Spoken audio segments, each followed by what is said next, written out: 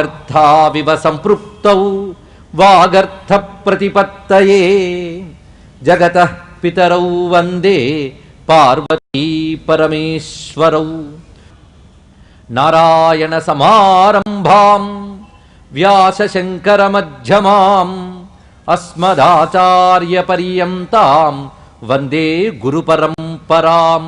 కృష్ణ పరమాత్మ కూడా దర్భపోచని చీల్చి సూచన ఇచ్చాడు, విపరీతంగా వెయ్యా రెండింటిని అని.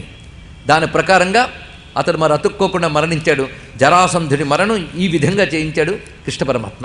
అప్పుడు జరాసంధుని చేత బంధింపబడ్డ 86 మంది రాజుల్ని కూడా విడిపించాడు. ఇక్కడ మనం కొంచెం భాగవతంలోకి కూడా వెళ్ళాలండి, రెండింటికి అనుసంధానం. 86 రాజుల్ని విడిచిపెట్టి నీకేం కావాలని అడిగారు. వాళ్ళు వెంటనే ఏమన్నారో తెలుసా? మళ్ళీ పదవులు రాజ్యాలు ఎలా అడుగుతామయ్యా, ఎందుకంటే అవి స్థిరం కావని మాకు ఈ మహానుభావుడు వల్ల తెలిసిపోయింది అన్నాడు. ఇక్కడ ఇంత గొప్ప మాట. ఇవాళ లభించిందని ధైర్యంగా ఉండలేం, లేపి ఎవడు ఏం తీసుకుపోతాడో. కనుక పదవులు సంపదలు ఇవన్నీ కోరుకోవడం కంటే అవివేకం మరొకటి లేదు. అవి అస్థిరములు. పోనీ అవి కరవరకు అవే పట్టుకుంటామంటే మనం మాత్రం స్థిరమా? జీవితకాలంలో పదవులు స్థిరం కాదు, తర్వాత జీవితమే స్థిరం కాదు. స్థిరమైన వాడువు నువ్వు, కనుక మేము నిన్ను అనుసరించి ఉంటాము, నువ్వే మాకు కావాలన్నట్టండి. ఎంత గొప్ప మాట. అక్కడ కృష్ణ పరమాత్మ అంటాడు, మీరు అలా అనడానికి లేదు, ధర్మబద్ధంగా రాజ్యపాలన చేయాలి. ధర్మరాజు రాష్ట్రయాగం చేస్తున్నాడు, మీరందరూ మీ మీ రాజ్యముల ద్వారా అతనికి సహకరించండి, అతన్ని సమ్రాట్టుగా వరించండి అని 86 మంది రాజుల్ని వారి వారి రాజ్యాలు వారికి అప్పజెప్పి కృష్ణ పరమాత్మ చేశాడు. దీన్ని బట్టి కృష్ణ పరమాత్మ ఎలాంటి సంస్కరణ చేస్తున్నాడో పరిశీలించండి. ఇక్కడ అది కోణం. జరాసంధుని సంహరించాడంటే దేనికోసం? సమూహ క్షేమం కోసం ఒక దుష్టుణ్ణి సంహరించడం రాజధర్మం. అది ఇక్కడ అది చేశాడు మహానుభావుడు కృష్ణ పరమాత్మ. ఆయన చేసిన సంస్కరణలు ఇవన్నీ కూడా. ఆ తర్వాత ఇంకా ఆయా దిక్కుల్లో ఉన్నటువంటి రాజులందరినీ జయించడం 2 విధాలు. ఎవడైనా పరాక్రమం చూపిస్తే ఓడించి వశ్యం చేసుకోవడం ఒకటి. ముందు వెళ్ళి మీరు ధర్మరాజు యొక్క సామ్రాజ్యత్వాన్ని సార్వభౌమత్వాన్ని అంగీకరిస్తున్నారా అని అడిగితే మేము అంగీకరిస్తున్నామని కప్పాలు చెల్లించాలి. అంటే ఆ రాజ్యం కూడా యుధిష్ఠిరుని రాజ్యంతో అనుసంధానింపబడుతుంది. అనేక మంది కప్పాలిచ్చి స్నేహం కోరేవారటండి. అలా వెళుతూ ఉండగా తోవలో చేది వంశానికి చెందిన శిశుపాలుడు కూడా యుధిష్ఠిరుని యొక్క ధర్మానికి గొప్పతనానికి సంతోషించి తాను కూడా కప్పాలిచ్చాడండి. ఇక్కడ తాను కూడా యుధిష్ఠిరుని యొక్క సార్వభౌమత్వాన్ని అంగీకరించాడు. ఇలా అనేక మందిని కలుపుకుంటూ కృష్ణ పరమాత్మ ఒక్కొక్క దిక్కు వైపు ఒక్కొక్కరు వెళ్ళేలా ఏర్పాటు చేశారు. అందులో అర్జునుడు కొన్ని దిక్కుల వైపు వెళ్ళి దిగ్విజయాన్ని సాధించాడు. భగదత్తుడనే వాడిని ఓడించాడు. అలాగే పర్వతీయ దేశములు అంటే హిమోత్పర్వతాది ప్రాంతములు అందున్న దేశములన్నింటినీ అర్జునుడు జయించాడు. అలాగే భీముడు తూర్పు వైపు ఉన్నటువంటి దేశాలను జయించుకువచ్చాట. కింపురుషాది దేశాలని కూడా అర్జునుడు జయించి వచ్చి ఇవన్నీ అనుసంధానింపజేశాడు. భీముడి తర్వాత నకులుడు సహదేవుడు కూడా దిక్కుల వైపు వెళ్ళారు. సహదేవుడు దక్షిణం వైపు దిగ్విజయానికి వెళ్ళాడు అన్నారు. ఇక్కడ ఈ దక్షిణం వైపు ఇవన్నీ నిజానికి పేర్లు ఒక్కొక్కటి చెప్పుకు వెళుతున్నాం, కానీ ఆయా అధ్యాయాలు చదివితే భారతదేశంలో ఆనాటికి ఏ ఏ రాజ్యాలు ఏ ఏ ప్రాంతాల్లో ఎలా ఉండేవో తెలుస్తుందండి. ఈ అంగవంగ కళింగ ఇత్యాది విభాగములన్నీ అక్కడ తెలుస్తాయి. దీన్ని బట్టి భారతదేశ స్వరూపం మనకు తెలుస్తుంది. ఈ మధ్యకాలంలో కొంతమంది అభారతీయులు ఒక మాట అంటూ ఉన్నారు, భారతదేశం ఎప్పటి నుంచి చెప్పన్న దేశాలుగా విడివడి ఉంది గనక తర్వాత మనం అంతా కలిపి ఒకటి అంటున్నాం, కానీ భరతవర్షం అని ఒకటి లేదండి, ముక్కలు ముక్కలుగానే ఉన్నాయి మొదటి నుంచి అని. ఇది అవివేకంతో వేసే ప్రశ్న. ఆయా పాలనా సౌకర్యాల కోసం ఆయా రాజ్యములు విభాగింపబడి ఉండవచ్చు, కానీ భారతదేశంలో ఇటు సముద్రం మొదలుకొని ఇటు హిమవత్పర్వతం వరకు ఎవరు ఎక్కడున్నా భరతవర్షే భరతఖండే అంటూనే ఉంటారు. అందుకే ఎప్పుడూ భరతవర్షే భరతఖండే ఒక్కటే. పాలనాపరమైన హద్దులు గీసుకున్న ప్రజలకు హద్దులు ఉండేవి కావు. ఇది తెలుసుకోవాల్సిన గొప్ప విషయం.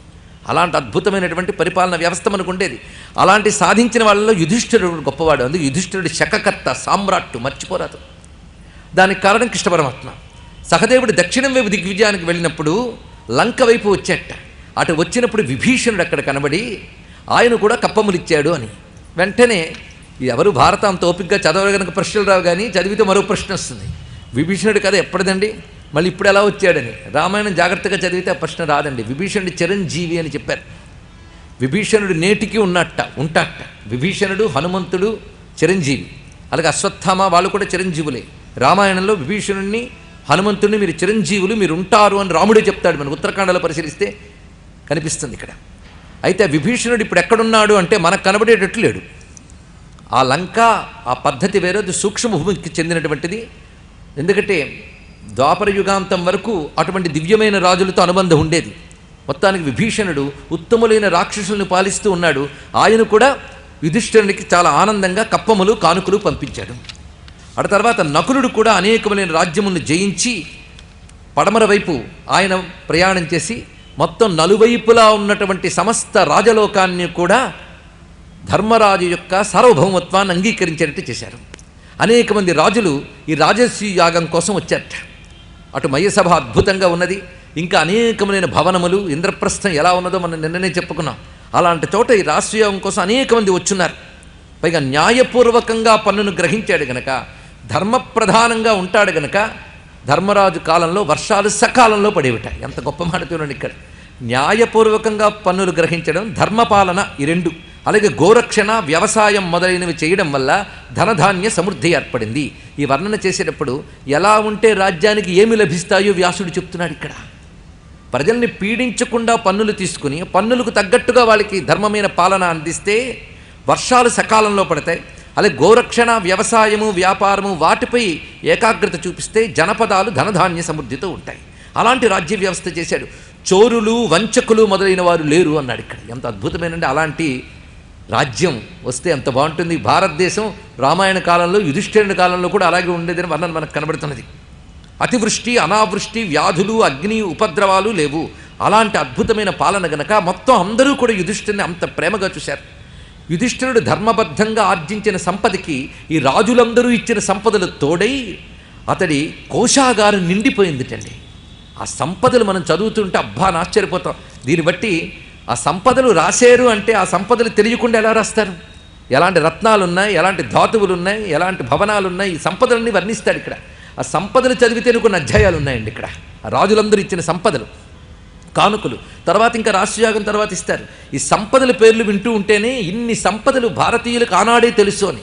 ఆనాడే కాదండి, 19వ శతాబ్దపు మధ్య భాగం వరకు కూడా భారతీయులకు అనేక సంపదలు ఉండేవేని పాశ్చాత్యులు రాసిన పుస్తకాలు మీరు చదవచ్చు.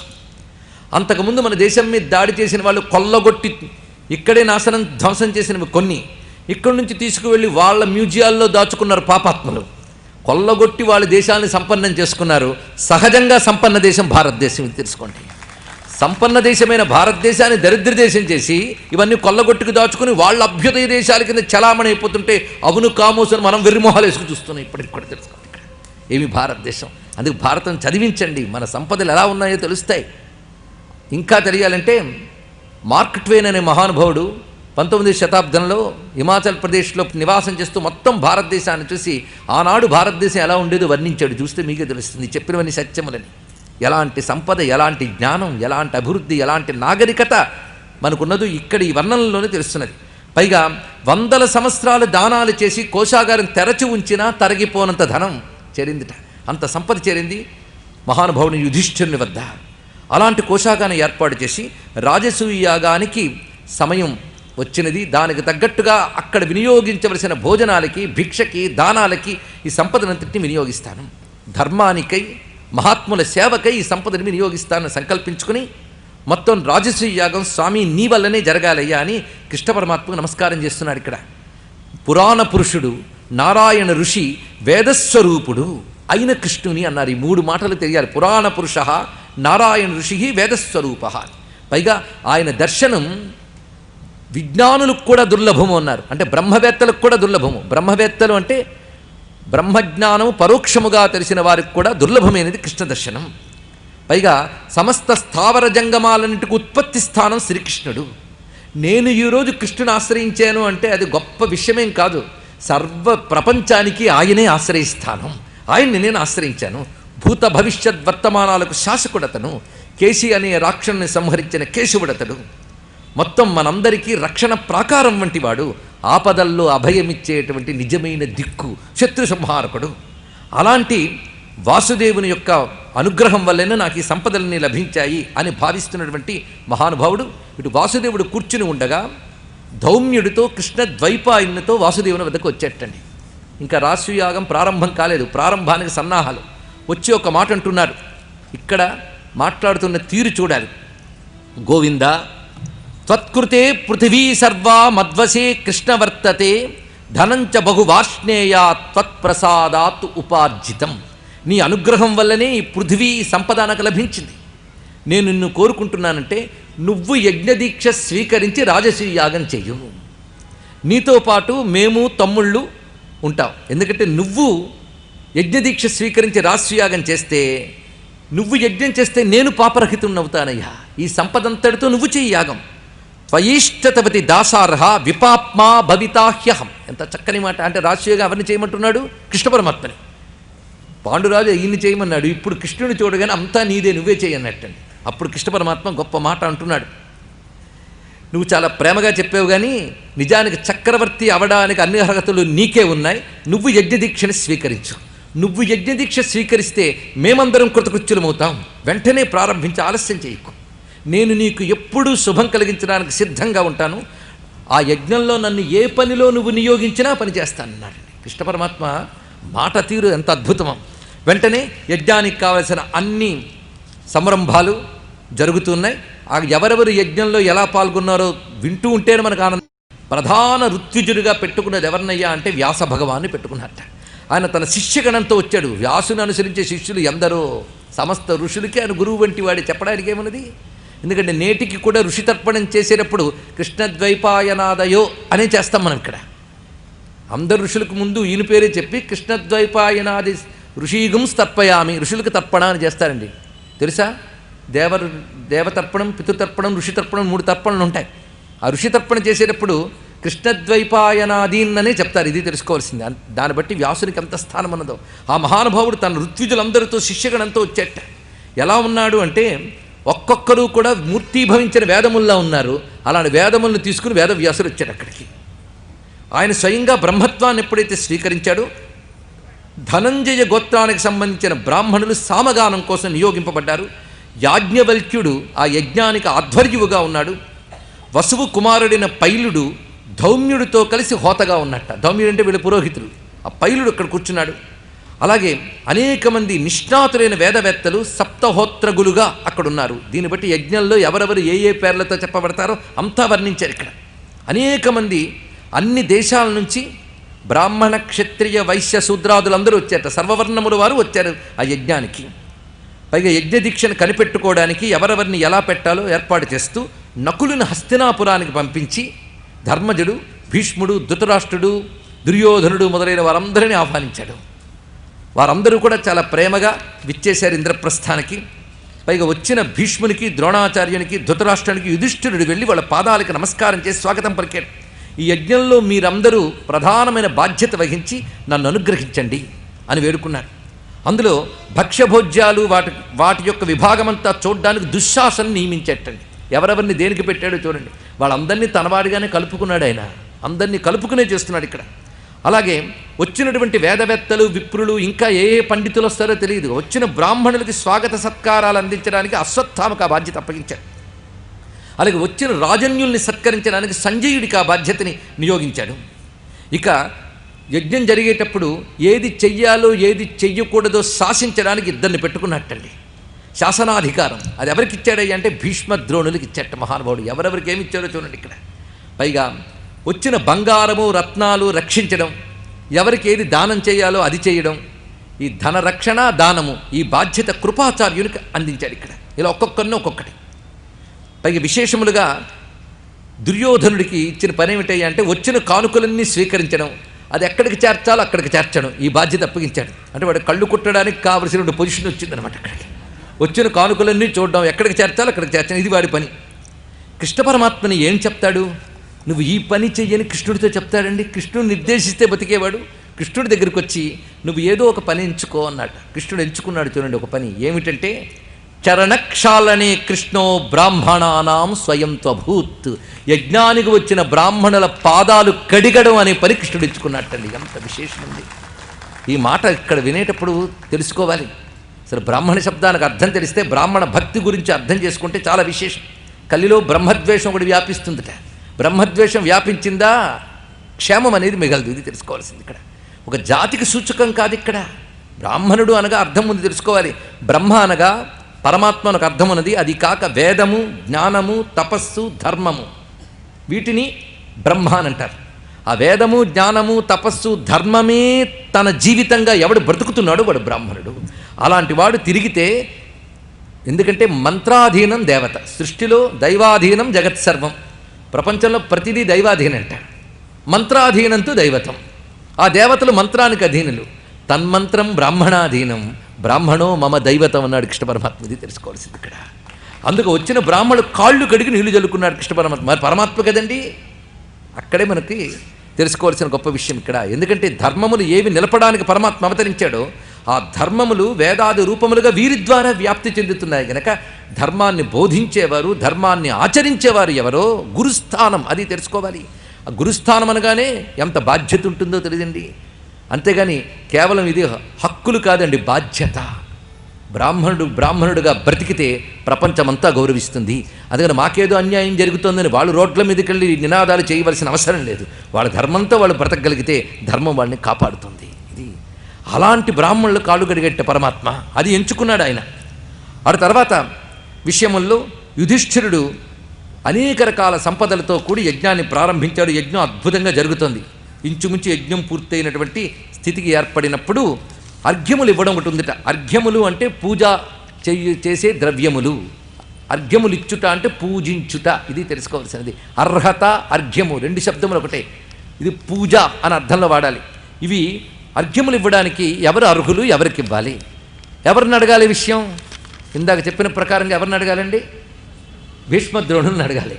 ఆ భీష్ముడిని అడిగేట వెంటనే భీష్ముడు చెప్పాడు, అర్ఘ్యములు 6 రకాలుగా ఇవ్వాలయ్యా అని చెప్పాడు. ఎవరెవరికి అర్ఘ్యములు ఇవ్వాలి? ఆచార్యం, ఋత్విజంచైవ, సంయుజంచ యుధిష్ఠర, స్నాతకంచ ప్రియం ప్రాహు, షడార్ఘ్యార్ఘాన్ నృపం తథా.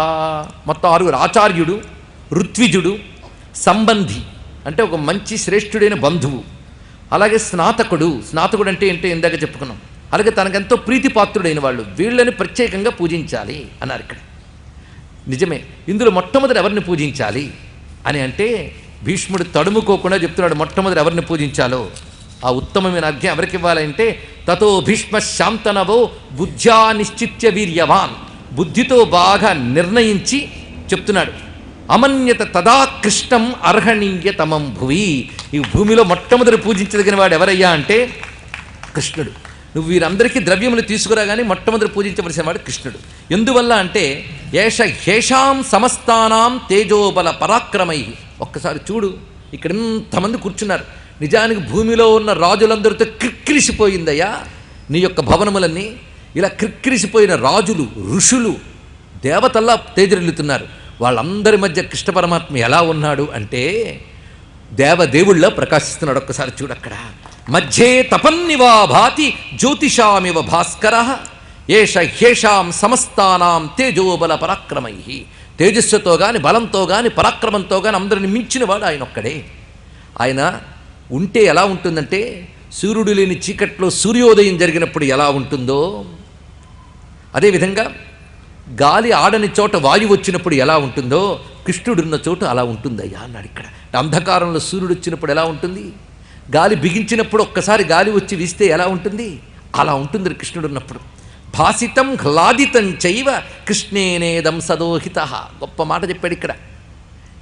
భాసితం హ్లాదితం, కృష్ణుడున్న చోటుకు 2 లక్షణాలు వస్తాయన్నాడు. ఒకటి భాష అంటే ప్రకాశము, వర్చస్సు. రెండవది హ్లాదము అనగా ఆనందము. అంటే కృష్ణుడున్న చోటు వెలుగుంటుంది, ఆనందం ఉంటుంది అన్నాడు ఇక్కడ. వెలుగంటే జ్ఞానము, రెండవది ఆనందం. కృష్ణుడు ఎక్కడుంటాడో అక్కడ జ్ఞానానందములు ఉంటాయి. ఎందుకంటే ఆయన జ్ఞానానందమయం దేవం గనక. ఇది ఆయన యొక్క స్వరూపము, స్వభావము. అలాంటి పరమాత్మకు నువ్వు చక్కగా ఆరాధన చెయ్యు అనగానే వెంటనే ఆనందంగా సిద్ధం చేసుకుంటున్నాడు ధర్మరాజు. అక్కడున్న శిశుపాలుడు ఒక్కసారి లేచాట. ఏమాత్రం ఎడమ ఇవ్వలేదండి, వెంటనే లేచాడు.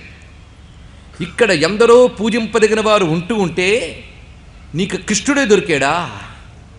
ఓ ధర్మరాజా, ఈ గాంగేయుడికి బుద్ధి చలించింది సుమా. ముసలవాడైపోయాడు కదా.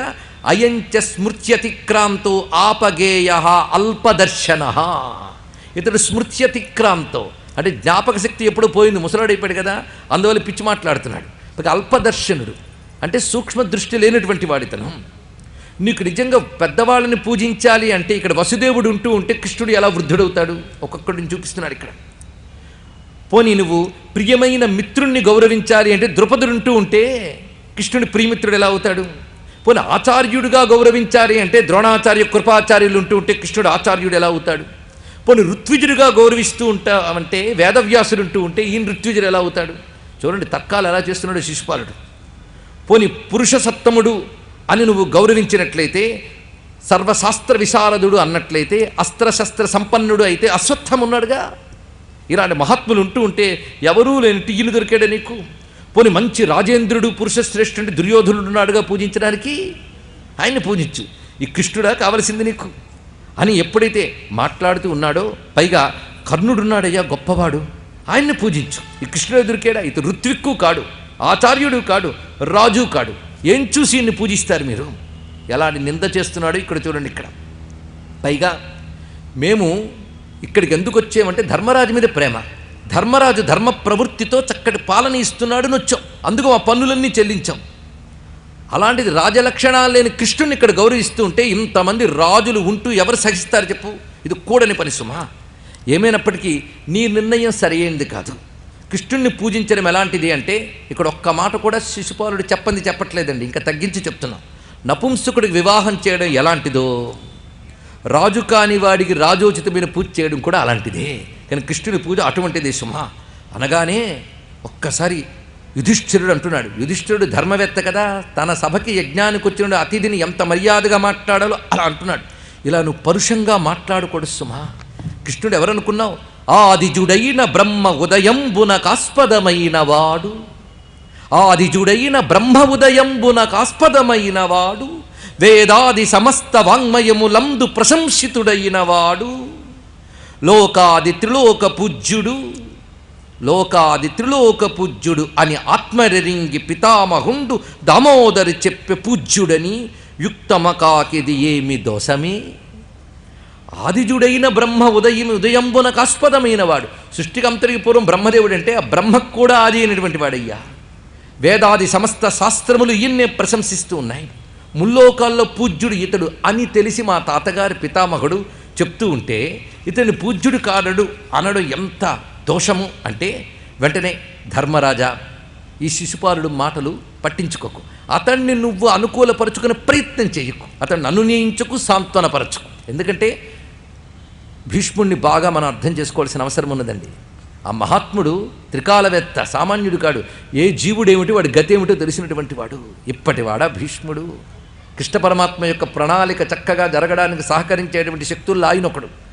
అందుకే ఇతన్ని నువ్వు అనునయించుకు, సాంత్వనపరచుకు. ఎందుకంటే ఆ రెండిటికి వీళ్ళు లొంగడు. ఇక్కడ మరొక ఆలోచన లేకుండా కృష్ణుని పూజించు, ఇందులో సందేహమేం లేదు. వీడు మూర్ఖుడు మాట్లాడుతున్నాడు అనగానే మహాకోపం వచ్చింది అతనికి. కోపం వచ్చి, ఏమిటయ్యా మీ కృష్ణుడు గొప్పతనం అనగానే కృష్ణుడు గొప్పతనం ఏమిటో చెప్తున్నాడండి. ఇక్కడ నిజానికి ఒక భాగవత గ్రంథం బయటకు వస్తుంది. భీష్ముడు చెప్పింది ఒక్కడు చెప్పుకుంటే మిగిలినటువంటి 15 రోజులు మనం హాయిగా గడిపివచ్చు, అంత చెప్పాడు భీష్ముడు. ఇది నిజానికి నారాయణీయం అని పేరు పెట్టవచ్చండి. సృష్టికి పూర్వస్థితి ఎలా ఉన్నది, పరమాత్మ ఏ విధంగా ఉన్నాడు, పరమాత్మ నుంచి అనేక దేవతలు ఎలా వచ్చారు, సృష్టి ఎలా జరిగింది, అవతారములు పరమాత్మ ఎలా ధరించాడని అనేక అవతారముల కథలు. ఈ అవతారాల్లో మత్స్య కూర్మ వరాహాదితో పాటు రామావతారం, కృష్ణావతారం అన్నీ వివరిస్తాడు ఇక్కడ. అద్భుతం. ఈ విస్తారమైన చరిత్రను చెప్తాడు ఇక్కడ. అంతేకాదు ఇతడు ఋత్విజుడా గురువా ఇన్ని అడిగాడు ఇక్కడ. కృష్ణుడు ఋత్వి గురు వివాహ్యార్యే స్నాతకో నృపతి ప్రియ సర్వమేతదృషీకేశ తస్మాదభ్యర్చితోచ్యుత. ఇతన్ని మించిన ఋత్విజుడు లేడు, ఇతన్ని మించిన గురువు లేడు, ఇతన్ని మించిన బంధువు లేడు, ఇతన్ని మించిన వేదవేత్త లేడు, ఇతన్ని మించిన ప్రియమైన రాజు లేడు. ఇది తెలుసుకో. అంతేకాదు అందరికీ పరమాత్మ ఎవరయ్యా అంటే పితా గురుహు పూజనీయ. కృష్ణుడు మనందరికీ తండ్రి. అందుకే అహం బీజప్రదపిత అని ఆయన భగవద్గీతలో చెప్పాడు కదా. అందుకే ఈయన మనకు తండ్రి, పూజనీయుడు, అన్నీ ఇతడే. అందుకే ఈయన్ని మించి పూజింపదగిన వాళ్ళు ఒక్కర్లేరు. ఇంకొక్కడు తెలుసా, ఎందరు రాజులున్నారు కానీ కృష్ణుణ్ణి ఓడించిన రాజు ఒక్కడైనా ఉన్నాడా ఇక్కడ అన్నాడు. ప్రతి రాజు ఎవడో ఒక దగ్గర ఓడిన వాళ్లే. కృష్ణుణ్ణి ఎదుర్కొని ఏ ఒక్కడు ఇంతవరకు నిలబడలేదు. అది తెలుసుకో. ఎందుకంటే జరాసంధుణ్ణి ఇప్పుడు సంహరించాడు. అంతకుముందు జరాసంధుడు వెళ్ళినప్పుడు కూడా కృష్ణుడి చేత ఓడింపబడిన వాడే. కృష్ణుడు బతికిస్తే బతికినవాడు. ఇది తెలుసుకోవలసినది ఇక్కడ. అందుకే కృష్ణుడు ఏ ఒక్కరూ జయించలేరు. అందుకు పైగా పూజించడానికి అర్హత కేవలం పదవి మాత్రమే కాదయ్యా. పూజ్యతకి ఎన్ని అర్హతలు ఉండాలో అన్ని కృష్ణుల్లో ఉన్నాయి. ఒకవైపు వేదాంగ విజ్ఞానం, అధిక జ్ఞానం, బలం, పరాక్రమం అన్నీ ఉన్నాయి. ఇతని కంటే విశిష్టుడి వరకు లేడు అని ఎప్పుడైతే చెప్తూ మొత్తం విష్ణు కథనంతటినీ ఇక్కడ వివరిస్తాడు భీష్మ పితామహుడు పరమానందంతో. ఇక్కడ భాగవతుడు వర్ణించిన భగవద్వర్ణన చాలా అద్భుతం. మొత్తానికి ఇదంతా చేసిన తర్వాత అప్పుడు మహా కోపంగా మాట్లాడు శిశుపాలుడు. ఈ భీష్ముడికి ఎంత చెప్పినా వినట్లేదు, మూర్ఖుడైన యుధిష్ఠిరుడు కూడా వినట్లేదు. అలాగైతే మేమందరం కూడా చూస్తూ ఊరుకోం సుమా, ఏదో ప్రేమతో కప్పాలిచ్చాం కానీ మా పరాక్రమాన్ని చూపిస్తాం అనగానే అప్పుడు ఒక్కసారి హఠాత్తుగా లేచి సహదేవుడు నిలబడ్డట్టండి. ఇక్కడ నిలబడి అంటున్నాడు, కేశవం కేశిహంతారం అప్రమేయ పరాక్రమం పూజ్యమానం మయా యో వహ కృష్ణం న సహతే నృపాహ సర్వేషాం బలినాం మూర్ధిని మయేదం విహితం పదం. ఇక్కడ నేను నిలబడి చెప్తున్నాను, ఏ రాజులైతే కృష్ణుని పూజించము అంటారో వాళ్ళ తల మీద నా పాదం పెడతానని నిలబెట్టాటండి సహదేవుడు ఒక్కసారి. ఇది అంటే తల మీద పాదం పెట్టడం వాడి అర్థం ఏంటి, వాడిని అణిచివేస్తాను అని చెప్పడం. ఇప్పుడు చెప్పండి, మీరు కృష్ణుని పూజించుతారా లేదా నా పాదం కింద అణిగిపోతారా అని సహదేవుడు ఎప్పుడైతే నిలబడ్డాడో అప్పుడు నారదులు వారు ఒక్కసారి లేచి ఒక మాట చెప్తున్నారట. ఇది మనందరికీ ఉపదేశాల్లో ఉంటాయని మాటలు చెప్తూ కృష్ణ పరమాత్మ యొక్క మహిమని ప్రకటిస్తున్న అంశం గనక పారవశ్యంతో చెప్పుకుంటున్నాం. కృష్ణం కమలపత్రాక్షం నర్చయిష్యంతి ఏ నరాహ జీవన్మృతాస్తు తే జ్ఞేయాహ న సంభాష్య కదాచన. కమలపత్రాక్షుడైన కృష్ణ పరమాత్మని ఎవడు పూజించడో వాడు బ్రతికు ఉన్నా మరణించిన వానితోనే సమానము. కృష్ణ పూజ చెయ్యని వాడిని కృష్ణు భక్తుడు కాని వాడితో మాట్లాడరాదు. ఇది నారదుల మాట అండి. నారదుల మాట అయితే మనం చర్చ చేయడానికి కూడా వేలు లేదు ఇక్కడ. అది కృష్ణ పరమాత్మ భక్తుడు కాని వాడితో మాట్లాడకూడదు, ఇంకేం చెప్పడం. ఈ విధంగా అటు సహదేవుడు పరాక్రమాన్ని చూపిస్తూ నిలబడ్డాడు, ఇటువైపు నారదుడు వారు శాస్త్రవాక్యం చెప్తూ నిలబడ్డారు. వెంటనే మహాకోపం వచ్చి అంటున్నాడు శిశుపాలుడు, మేము ఎంతో ప్రేమగా ఇక్కడికి వస్తే ఇటువంటి సన్నివేశం చూశాం గనక ఇప్పుడు నేను నాతో ఉన్న మిత్రరాజులు కలిసి తీసుకుంటున్న నిర్ణయం ఏంటంటే యుధిష్ఠిరుడికి ఇప్పుడు అవబృధ అభిషేకం జరగకుండా కృష్ణుడికి పూజ జరగకుండా చేయడం మా యొక్క కర్తవ్యం అన్నట్టు. ఇక్కడ అలా ఎప్పుడైతే నిలబడ్డాడో వెంటనే మొత్తం కొంతమంది రాజులు శిశుపాలను వైపు వచ్చారు. మొత్తం రోషంతో ఊగిపోతున్నారు వాళ్ళందరూ కూడా. అప్పుడు భీష్ముడు అంటున్నాడు, భయపడుతున్నట్ట ధర్మరాజు. భీష్ముడు అంటున్నాడు, ఏం భయపడకయ్యా, నువ్వు చూస్తూ ఉండు. ఎవడైతే ఆ మహాత్ముల్లో లీనమైపోవాలని రాసి పెట్టుందో వాడిలా విర్రవీగుతాడు అన్నట్టండి. ఎంత అద్భుతమైన సందేశాన్ని చెప్పాడు ఇక్కడ చూడండి. ఇక్కడ చూస్తూ ఉండు, కుక్కలు ఎంతసేపు మరుగుతాయి, సింహం లేచి నిలబడే వరకే అన్నట్ట. ఏం అద్భుతమైన వాక్యం చెప్పాడు చూడండి. ప్రసుప్తే యథా సింహే శ్వానస్తస్మిన్ సమాగత భిషేయు సహితా సర్వే తథే మే వసుధాధిపాః. సింహం రానంత వరకే గ్రామ సింహాలు మరుగుతూ ఉంటాయి. కృష్ణుడు మౌనంగా ఉన్నంత వరకే వీళ్ళ ప్రతాపాలు. ఒక్కసారి ఈ సింహం లేచిందా వాడిని నిలబడరు. అందుకు నువ్వేమీ కంగారు పడకు, నువ్వు కూర్చో అన్నాడు. కృష్ణుడంటే ఏమనుకుంటాను యుధిష్ఠిరా, నేను చెప్తూ ఉన్నాను విను. దీన్ని బట్టి భీష్ముని అర్థం చేసుకునే ప్రయత్నం చేయండి. కొందరు అంటూ ఉంటారండి భగవంతుడండి ఆయన మహిమండి అని అంటూ ఉంటారు, కానీ త్రికరణ శుద్ధిగా అనరు. అదే అనగలిగితే ఆ మాటకున్న బలం వేరండి. ఇక్కడ అంత త్రికరణ శుద్ధి భీష్ముడికి ఉంది. ఎందుకంటే ఈయన కృష్ణుడు పరమాత్మని 100% స్పష్టంగా తెలుసు. ఎందుకంటే ఉదయం మన సూర్యుడిని చూస్తుంటే ఈయన సూర్యుడండి అంటే కాదండి చంద్రుడు అంటాడు పక్కవాడు. అప్పుడు సూర్యుడని చెప్పేవాడు ఎంత ధైర్యంగా చెప్తారండి, ఎందుకంటే వాడు సత్యం స్పష్టంగా తెలుసు. అందుకే ఈ కృష్ణుడు ఎవరనుకున్నావు, సాక్షాత్ నారాయణుడు, అది తెలుసుకో. అందుకు నిశ్చింతగా ఉండు. ఆయన మౌనం వహించినప్పుడు మనమేమీ మాట్లాడక్కర్లేదు. ఆయన ఎందుకు మౌనం వహించాడో మనకు తెలియదు, మనం చూస్తూ కూర్చోవాలంతే అని చెప్తూ, ధర్మజ ఒక్క మాట చెప్తున్నాను విను. చతుర్విధానాం భూతానాం త్రిషులేకేషు మాధవ ప్రభవశ్చైష సర్వేషాం నిధనంచ యుధిష్ఠిరా.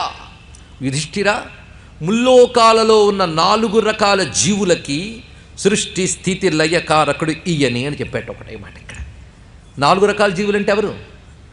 స్వేదజ అండజ ఉద్భిజ జరాయుజ, మొత్తం జీవుల జాతులన్నీ ఇంతేనండి. ఈ 4 రకాల జీవులకి ఈయనే సృష్టి స్థితి లయకారకుడు అని చెప్తూ ఆయన లీలలు వర్ణించాడు కదా. ఇంతసేపు ఈయన కృష్ణుడిగా పుట్టినప్పుడు చేసిన లీలలు, అంతకుముందు అవతారాల్లో చేసినవి చెయ్యగానే వెంటనే మహాకోపంతో శిశుపాలుడు ఊగి వచ్చి ఏమిటి చెప్పు, బకాసురుణ్ణి సంహరించట, కేసి అనే రాక్షుడిని సంహరించట, వృషభాసురుని సంహరించట. బకమంటే ఏమిటి? ఒక కొంగని చెప్పినవాడు గొప్పవాడైపోతాడా? పైగా కేసి అంటే గుర్రాన్ని చంపాడు, అలాగే ఎద్దుని చంపాడు. ఎద్దు అంటే గోజాతికి చెందిందిగా, అంటే గోహత్య చేశాడు ఇతను. చూసారా ఎలా వ్యాఖ్యానిస్తున్నాడు. అలాగే ధేనుకాసురుని సంహరించాడు. ఇవన్నీ కూడా ఇతను గోహత్యలు చేసినవాడు. ఇంత చేస్తే కంసుడికి ఉన్నటువంటి గోవుల్ని కాచినటువంటి వాడు మాత్రమే. ఇతనే పెద్ద లోకరక్షకుడుగా మాట్లాడుతున్నావేంటి? పైగా అద్భుతంగా ఎత్తేడయ్యా, గోవర్ధన అని అంటున్నావు, ఒక చీమల పుట్టనెత్తి గోవర్ధనం అన్నాడు ఇతడు అన్నాడు. ఏం మాటలు చూడండి, ఇక్కడ వీడు చూసినట్టు ఇప్పటికి ఇలా మాట్లాడే వాళ్ళు ఉన్నారండి. వీళ్ళు పూర్తి నాస్తికులైతే మహాసంతోషం, అది కారు. నాస్తికులైతే ఇంకా సంతోషం. అటుకీకా గిటుకీకా ఉన్న వాళ్ళతో మహాప్రమాదాలు వస్తాయండి వీళ్ళు. అలాంటి వాళ్ళు ఈ పుస్తకం ముట్టుకోకపోతే చాలు, ఇదేదో కల్పన కదా అని నమస్కరించి ఊరుకున్న సంతోషం. ఒక ఆయన భాగవతాన్ని ఇంగ్లీష్లో రాశాడు పాశ్చాత్యులను ఆనందపరచడానికి. నేను పేరు చెప్పను, చెప్తే చాలామందికి ఉన్న గౌరవాలు దెబ్బతింటాయి. భాగవతం అందులో గోవర్ధనగిరిని ఉద్ధరించడం అంటే కొండ ఎత్తలేదండి, ఒక గుహలోకి అందరినీ తీసుకెళ్ళి దాచాడు అని. అంటే ఒక పిల్లవాడు కొండెత్తడం అనేది ఈయన నమ్మట్లేదు. అరే ఆయన కొండెత్తాడని కృష్ణకథని మనకు పరిచయం చేసిన వ్యాసుడు రాస్తూ ఉండగా లేనిది మనకెందుకండి అభ్యంతరం? ఆయన కొండెత్తాడని చెప్పడానికి గుహలో దాచాడని చెప్తున్నాడు ఇతను. ఇలాగా వాళ్ళు ఎవరయ్యా అంటే ఆ శిశుపాలుడు పోయినా వాడు వారసులు కొందరు ఉన్నారనమాట. నాకు అర్థమవుతుంది. ఇక్కడికి ఏం చేస్తాం, శిశుపాలుడు మనకేం మిగల్చలేదు. కృష్ణనింద చేయడానికి పాపాత్మలకు కావాల్సిన సరుకు ఆయనే ఇచ్చాడు ఇక్కడ. పైగా పెద్ద చెట్లు 2 కొట్టాడన్నారు, జిల్లేడు చెట్టు అయి ఉంటుంది ఆ కొట్టింది. పైగా ఒక పాముని చంపెట్ట, పాముని చంపడం కూడా గొప్పే, చీమల పుట్టనెత్తడం కూడా గొప్పేనా? ఏమిటయ్యే ఇతడు చేసింది? అవి నువ్వు గొప్ప కార్యాలని చెప్తున్నా. ఏమైనా కీర్తిస్తున్న ఈ భీష్ముడికి ఏమైనా అర్హత ఉందా అన్నట్టు. చూసారా దుర్మార్గం ఎంత పెరిగిపోయిందో. పెద్ద ఆయన, పెద్దవారు, వయస్సుడు చూడొద్దు, దుర్మార్గం అహంకారం అలాంటి చేస్తుంది. ఇతనికి ధర్మమే లేదు. పైగా బ్రహ్మచర్యం పాటించట. ఎందుకయ్యా బ్రహ్మచర్యం? వంశనాశనం అయిపోతుందయ్యా అని తల్లి చెప్తే నేను బ్రహ్మచర్యం పాటించాను అన్నాడంటే ఇతడు దేనికి చేత కానివాడు. అసలు ఇతడు బ్రహ్మచర్యం కాదు, నపుంసకత్వం అన్నట్టు. ఎంత దుర్మార్గం మాట చూడండి. ఇవన్నీ మూల భారతంలో ఉన్న మాటలేనండి. ఇతడు బ్రహ్మచర్యాన్ని అజ్ఞానంతో నపుంసకత్వంతో ఒక వ్రతంగా చూపిస్తున్నాడే కానీ ఇతడిలో ఎక్కడ ధార్మికమైనటువంటి ఉన్నత అనేది లేదు సుమా అన్నాడు ఇక్కడ. ఇతడు ముసలివాడు, ఇతని మాట చెప్తే నువ్వు నాశనమైపోతావు యుధిష్ఠిరా, ఇప్పటికీ నీకు ఒక అవకాశం ఇస్తున్నావు, బాగుపడతావా అన్నట్టు. ఈ మాట వినగానే భీముడు లేచేటండి ఒక్కసారి. ఆయన లేస్తే ఆవిడ నిలబడగలడా? మహాప్రతాపంగా అసలు పేరే భీముడు అని ఒక్కసారి లేచి మొత్తం అందరినీ సంహరిస్తాన్ని కనుబొమ్మలు ముడివేసేట. ముడివేసినప్పుడు నుదుటి దగ్గర మడతలు పడిందిటండి. మడతలు ఎలా ఉన్నాయంటే ఒక మహాగంగా అనే తరంగాల్లో ఉన్నాయట. అవి ఉక్రోషంగా చూసి వీళ్ళని సంహరిస్తానని లేవబోతూ ఉంటే ఒక్కసారి భీష్మాచార్యులు వేసి లేచి భీముడిని పట్టుకుని వెనక్కి లాగెట్టండి. ఎలా లాగాడంటే ఉదాహరణ చూపిస్తున్నాడు ఇక్కడ. మహేశ్వరుడు కుమారస్వామిని వెనక్కి లాగినట్లుగా అని వర్ణించాడు ఇక్కడ. ఇలా భీష్ముడు భీముడిని వెనక్కి లాగి నువ్వు కూర్చో, మీరు ఎందుకు నేను చెప్తుంటే వినరు, ఏం ప్రతాపం చూపించుకోండి లీలగా. ఇంత నింద చేసినా భీష్ముడు ఎలా ఉన్నాడో చూడండి ఇక్కడ, ఇది తెలుసుకోవాల్సింది అంటూ కూర్చోబెట్టి అందరూ వింటూ ఉండగా శిశుపాలుడు వృత్తాంతం చెప్తున్నాడు. ఇతడు బతికేంటో నేను చెప్తున్నాను విను. ఇతడు చేది వంశానికి చెందినటువంటి వాడు. పైగా వీళ్ళ అమ్మ శృతస్రవ, ఈవిడెవరో కాదు, కృష్ణుడికి మేనత్త. వీడి తండ్రి దమఘోషుడు. వీడు పుట్టినప్పుడు చిత్రం ఏంటంటే వికారంగా పుట్టాడు. 4 చేతులతో 3 కళ్ళతో పుట్టాడు. భగవంతుడికి ఉంటే అది గొప్పదే కానీ వీడుకుంటే వికారం. అది ఏంటంత వికారంగా పుట్టాడంటే ఆకాశవాణి వినబడిందిట. ఏం పర్వాలేదులే, ఇవి రాలిపోతే పర్వాలేదు కానీ ఎవడెత్తుకున్నప్పుడు ఇవి రాలుతాయో వాడి చేతిలో వీడికి చావుంది అని చెప్పారు. ఇంకా బారసాలకు వచ్చిన రాజులందరూ ఎత్తుకుంటున్నారు. ఎత్తుకుంటున్న ప్రతిసారి గమనిస్తోంది తల్లి. పరమాత్మ ఎత్తుకున్నట్ట రాలిపోయి చేతులు, 3వ కన్ను కనిపించలేదు, 4 చేతులు అంతర్ధానమయ్యాయి. వెంటనే కృష్ణుడిని బతిమలాడింది. మేనల్లుడు కదా, ఒక్క వరమయ్యవయ్యా అన్నది. ఏమిటి అంటే వీడి చావు నీ చేతిలోనూ ఉన్నది, సందేహం లేదు, కాబట్టి వీటిని నువ్వు చంపను అని చెప్పు అంటే జరగాల్సింది ఎవరు ఆపగలరమ్మా, అది జరిగి తీరుతుంది. పైగా వధింపదగిన శుతుడు కోసం దుఃఖించకు అన్నట్టు. ఎంత గొప్ప మాట. చావడం కోసమే పుట్టినవాడి కోసం బాధపడకు, ఎంత గొప్పగా చెప్పాడు. అంటూ ఏమైనా నీ మాటను కొంత మన్నిస్తాను, ఇతడు అపరాధాలను కొంతసేపటి వరకు క్షమిస్తాను నువ్వు చెప్పిన ప్రకారంగా, అందుకు 100 లెక్క పెట్టేట, అంతవరకు క్షమిస్తాను. ఇప్పుడు కౌంటింగ్ చేస్తున్నాడు కృష్ణుడు. నీకెందుకు గోలా అన్నాడు ఇక్కడ భీష్ముడు. ఆయన లెక్కలు ఆయనకుంటూ ఉంటాయి. ఈ మాట విన్నాడండి ఈయన కూడా. విని మహాకోపంగా లేచి ఇదిగో మొత్తం మీ అందరినీ కూడా నేను సంహరించడానికి సిద్ధంగా ఉన్నాను అని లేచాడు ఒక్కసారి. ఆ లేచి ఆగ్రహంగా ఉక్తస్యోక్తస్యనేహాంతమహం సముపలక్షయే. ఎప్పుడైతే ఈ విధంగా విజృంభించి శిశుపాలుడు రాజులతో సహా మీదకు వస్తూ ఉన్నాడో అప్పుడు అంటున్నాడు మహానుభావుడు భీష్ముడు, ఇంతవరకు నేను సహించాను. ఉక్తస్యోక్తస్యనేహాంతమహం సముపలక్షయే ఎత్తు వక్ష్యామి తత్సర్వం శృణుధ్వం వసుధాధిపాహ. నేను ప్రతివారికి సమాధానం చెప్పుకుంటూ ప్రతి మాటకి సమాధానం చెప్తూ ఉంటే మాటకు అంతుండదయ్యా, అందుకు నేను మాట్లాడలేదు అన్నాడు భీష్ముడు. ఎంత చక్కగా చెప్పాడు ఇక్కడ. ఉక్తస్య నేహాంతం, చెప్పిన దానికి తిరిగి సమాధానం చెప్తూ ఉంటే మాటకు అంతుండదు కనుక నేను మౌనంగా ఉన్నాను. ఇప్పుడు మీ అందరి గొడవ చూస్తుంటే చెప్తున్నాను, మీ అందరి తల మీద నా పాదం పెట్టాను, ఇప్పుడు నన్ను ఏం చేస్తారో చెయ్యండి అని చెప్తూ మేమెవరిని పూజించదలుచుకున్నామో ఆ కృష్ణుడు ఇక్కడే ఉన్నాడు, మా దగ్గరే ఉన్నాడు. మీ బుద్ధి మరణం వైపు తిరిగి ఉంటే ఈయనతో యుద్ధానికి సిద్ధపడండి అన్నాడు ఇక్కడ వెంటనే. ఆ వెంటనే శిశుపాలు నవ్వుతూ, జనార్దన యుద్ధానికి సిద్ధమేనా? మేము సిద్ధం. అసలు నేను పెళ్లి చేసుకోవలసిన ఆమెను నువ్వు తీసుకొచ్చో, ఇది నీ పనయ్యా అన్నాడు ఇక్కడ. అంటే రుక్మిణీదేవి వృత్తాంతాన్ని ఇక్కడ చెప్పాడు. అనగానే కృష్ణుడు ఒక్కసారి లేచి చెప్తున్నాడు, రాజులారా, మీరేదో శిశుపాలుడు గొప్పవాడు అనుకుంటున్నారు, కానీ వీడు అసలు చరిత్ర నేను చెప్తున్నాను వినండి అని చెప్పాడు ఆయన. వీడు చేసినటువంటి అసహ్యకరమైన కార్యక్రమాలు ఏమిటి అంటే, వీడు నా బంధువే, కానీ మొత్తం రాజలోకానికి వీడు శత్రువు. ఎందుకంటే అధర్మపరుడు సుమా. మేము ప్రాగ్జ్యోతిషపురానికి వెళ్ళామని తెలిసి పిరికివాడై ద్వారకలోకి ప్రవేశించి ద్వారకా నగరానికి మంట పెట్టినవాడు.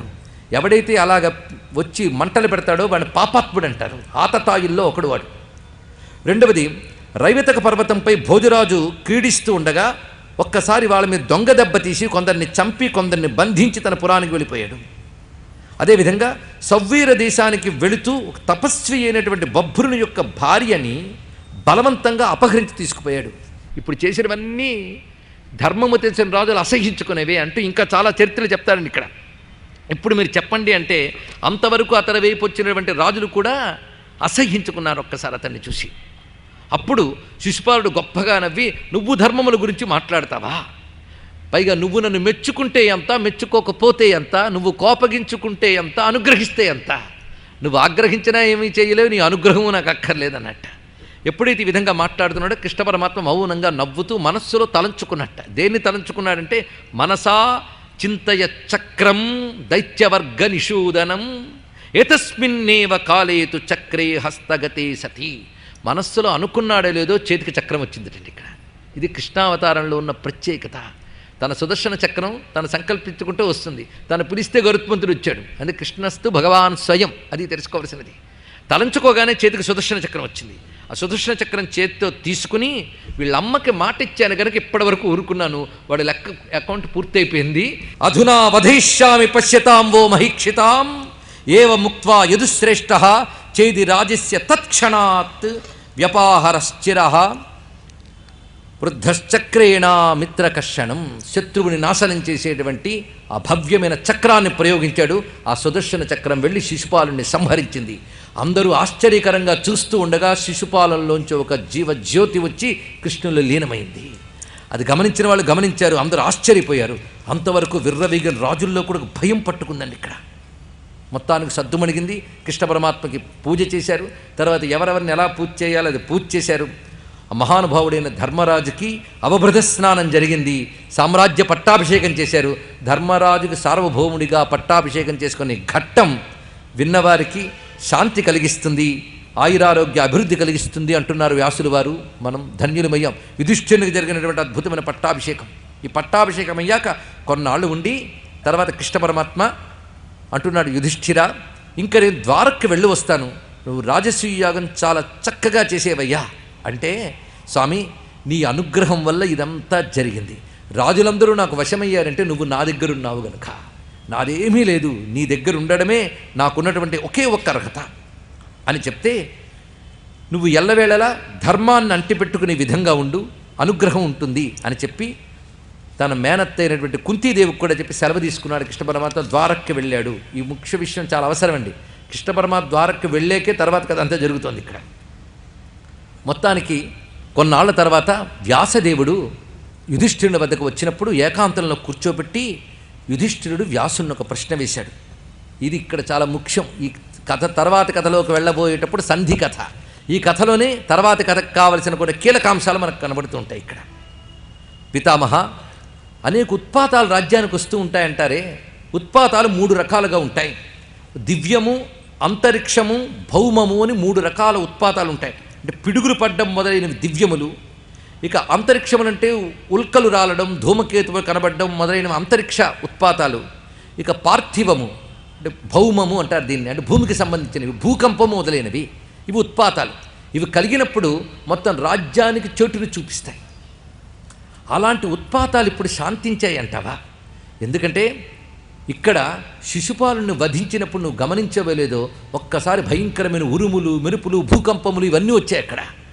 అందుకు ఉత్పాతాలు శిశుపాలుని మరణంతో శాంతించేయా లేక మొదలవుతాయా నాకు అర్థం కావట్లేదు. అంటే నీకు ఒక రహస్యం చెప్పడానికి వచ్చాను. అది కనిపించినది ఉత్పాతమే. దాని ఫలితం ప్రకారంగా 13 ఏళ్ల పాటు నువ్వు జాగ్రత్తగా ఉండాలి సుమా. ఈ సూచనలు ఈ 13 ఏళ్ల పాటు ప్రభావం చూపించగలిగే ఉత్పాతాలు సూచిస్తున్నది ఏమిటంటే సర్వక్షత్రియ నాశనం అనేది జరిగే అవకాశం ఉన్న సుమా.